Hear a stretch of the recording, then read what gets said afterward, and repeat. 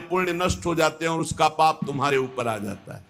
तीसरी बात कही थी, यदि भक्तों की निंदा करोगे तो सकल सुकृत नष्ट हो जाएंगे, कई जन्मों के किए हुए पुण्य तुम्हारे उसी क्षण नष्ट हो जाएंगे जब भक्त निंदा करोगे, भक्त अपराध करोगे। भक्तन निंदा अति बुरी भूल करो जिन कोय, किए सुकृत सब जन्म के छिन में डारत खोए, सब जन्म के छिन में डारत खोए। एक क्षण में भक्त निंदा जैसा कोई महापाप नहीं, वो सब तुम्हारे पुण्यों को नष्ट कर देगा। चौथी बात कही थी, भजन करने वाले को ईर्ष्या नहीं करनी चाहिए किसी से। मत्सर क्रोध भरे रहे अरु सहाय अभिमान, बिन पावक जरिबो करे महामूढ़ अज्ञान। उसका भजन आनंद नहीं दे पाएगा। जो दूसरों से ईर्ष्या करता है, जो अहंकार किसी भी तरह का, धन का, बुद्धि का, जाति का, कोई भी अहंकार करता है, ईर्ष्या करता है, क्रोध में भरकर दूसरों को कठोर वचन बोलता है, ऐसा हृदय से जलता रहता है, वो कभी शांति को प्राप्त नहीं होता,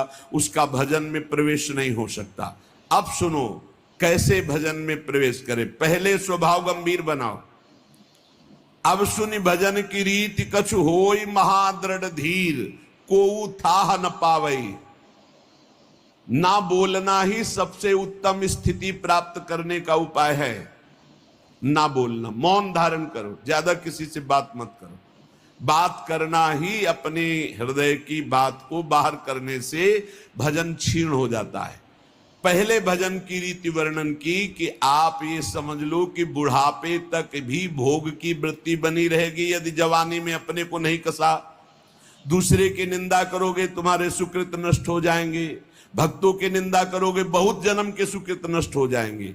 ईर्ष्या करोगे, क्रोध करोगे, अभिमान करोगे, भजन मार्ग में प्रवेश नहीं होगा, जलते रहोगे। अब भजन करने वाले का स्वभाव कैसा होना चाहिए? गंभीर। जितना प्रश्न हो उसमें भी सावधानी से, सारांश में अगर बोलना है तो बोल दो, नहीं कोई जरूरी नहीं आप साधक हो, मौन होकर निकल जाओ।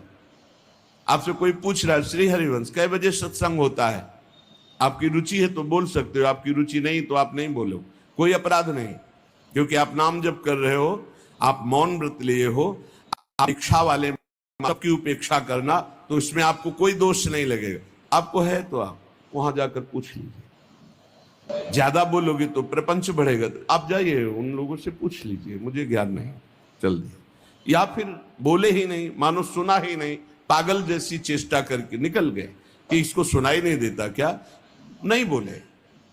आपका भजन चल रहा है इसलिए कभी कोई अपराध नहीं बने। कोई बोला राधे श्याम आप उत्तर नहीं दे रहे तो आपको कोई अपराध नहीं, क्योंकि हर समय वो तो एक बार बोला राधे श्याम, यहां तो हर वृत्ति राधे श्याम में ही है। गंभीर स्वभाव, कोऊ थाह न पावई जहां नीर गंभीर। जैसे जहां अगाध जल होता है कोई था नहीं ले सकता, ऐसे ही साधक का अपना स्वभाव बनाना चाहिए। उच्च श्रृंखल स्वभाव नहीं बनाना चाहिए, बहुत बातचीत करने वाला स्वभाव नहीं, गंभीर, चुप, शांत।